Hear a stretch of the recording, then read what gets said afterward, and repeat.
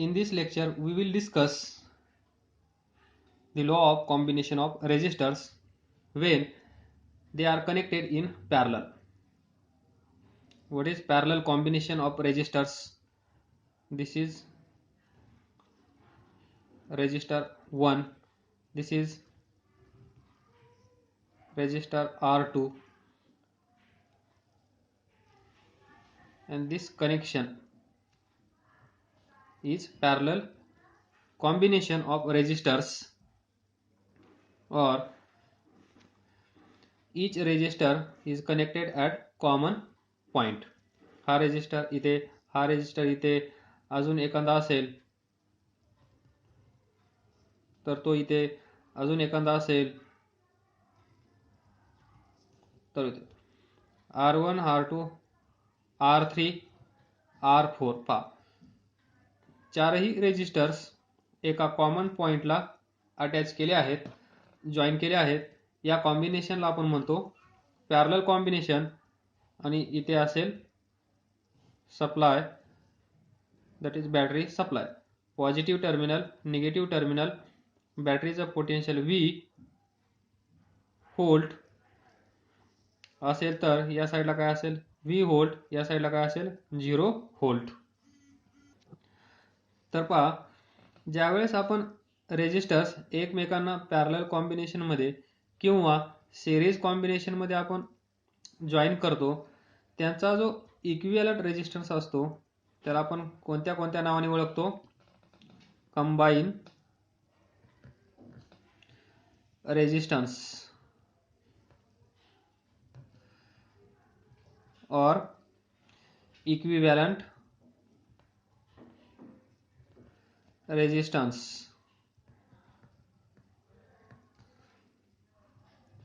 और resultant resistance.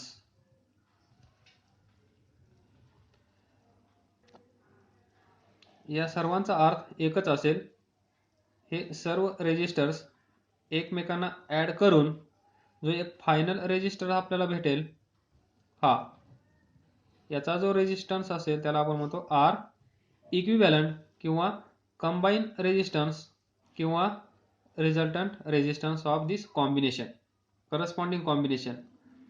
It may be series और it may be parallel. तर पहा, law of combination of resistance in parallel काय असतो? If we have two resistors R1 and R2 and they are connected in parallel combination, then its equivalent resistance is given by 1 upon R equivalent is equal to 1 upon R1 plus 1 upon R2. तर याला define कसं करता येईल आपल्याला?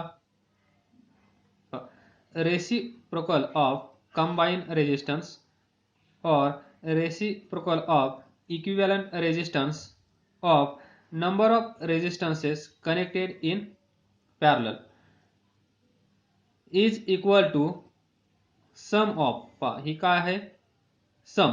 सम of reciprocal of all the individual resistances. म्हणजे याचा reciprocal plus याचा reciprocal plus याचा रेसिप्रोकल प्लस याचा reciprocal is equal to reciprocal of equivalent resistance.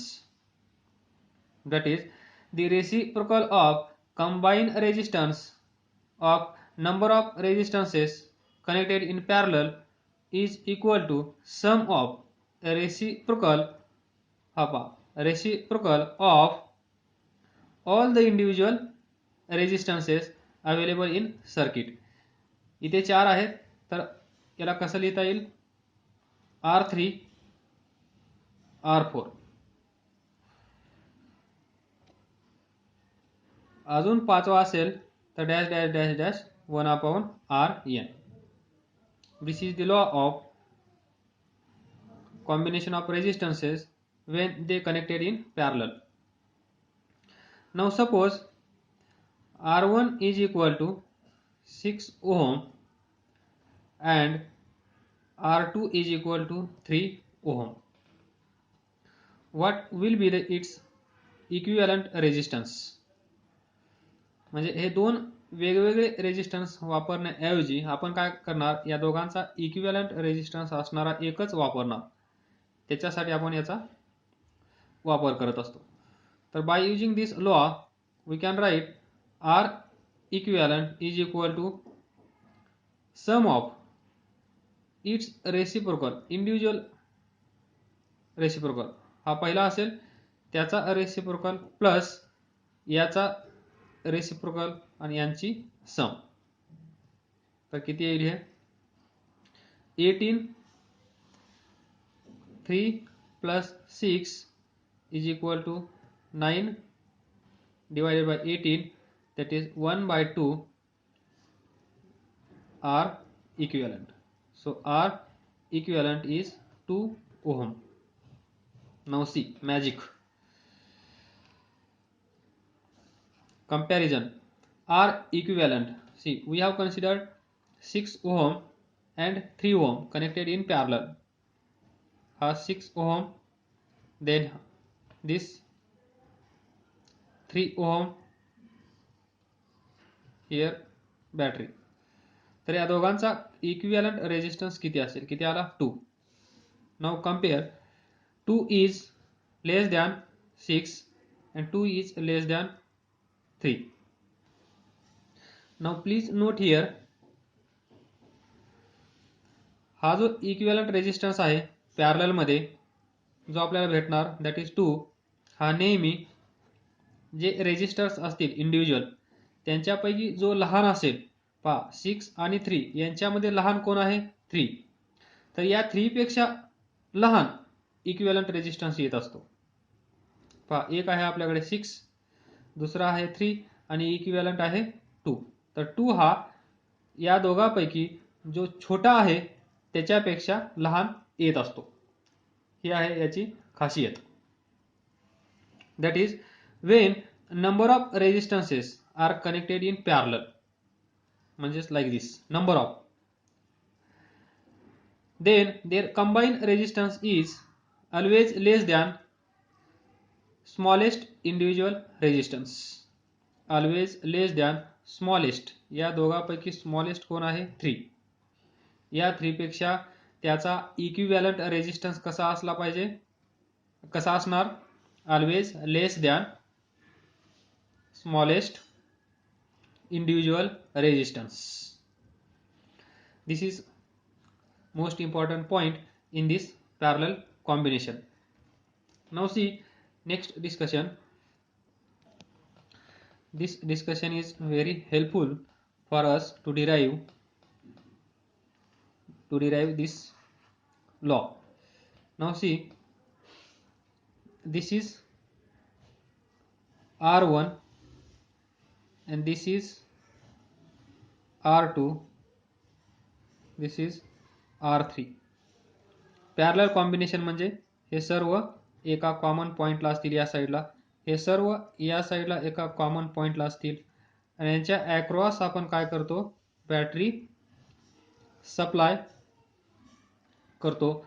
Positive terminal, negative terminal, higher potential side V, lower potential side 0. तर या बॅटरीचं voltage किती असेल? V volt. पाठ झाला असेल माझ्या मते हे. या पॉइंटला A समजा, या पॉइंटला B समजा.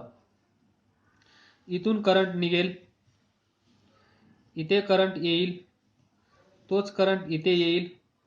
जेव्हा करंट इथे येईल तेव्हा पहा V is equal to IR. Battery तर सेम आहे, या R1 साठी, R2 साठी आणि R3 साठी बॅटरी सेम आहे. तर इथे काही डाऊट नसेल. तर पहा म्हणजे V सेम आहे, V सेम. तर व्हेरिएबल काय आहेत? करंट आणि resistance. So current is inversely proportional to resistor. म्हणजे जर रेजिस्टन्स जास्त असेल तर करंट कसा असेल? कमी. आणि रेजिस्टन्स कमी असेल तर करंट कसा असेल? जास्त इनव्हर्सली. तर पहा इथे जो करंट आला आहे, काही करंट इकडे जाईल त्याला आपण I1 म्हणूया, काही करंट इकडे जाईल त्याला I2 म्हणूया, काही करंट इकडे जाईल त्याला I3 म्हणूया. तर magnitude of this current is depends upon this resistance. हा रेजिस्टन्स किती आहे, हा रेजिस्टर या करंटला किती अपोज करत आहे, त्यावरून या रेजिस्टरमधून जाणारा करंट I1 डिसाईड केला जाईल. त्यानंतर इथे येणारा I2 करंट याच्या रेजिस्टरवर म्हणजे याचा रेजिस्टन्स किती आहे त्यावर अवलंबून असेल. त्यानंतर त्याचप्रमाणे या रेजिस्टरमधून जाणारा करंट पण याच्यावर अवलंबून असेल, दॅट इज I3 हा I2. मग तोच करंट इथे येईल I1, तोच करंट इथे येईल I2, तोच करंट इथे येईल I3. याच्यातून इथून आलेला टोटल करंट डिवाइड झाला, काही करंट इकडे जाईल, याचा अपोज किती असेल त्याच्या प्रोपोर्शनल मध्ये तो इकडे जाईल. जर जास्त अपोज असेल तर कमी करंट जाईल, कमी अपोज असेल तर जास्त करंट जाईल अँड वाईस वर्सा.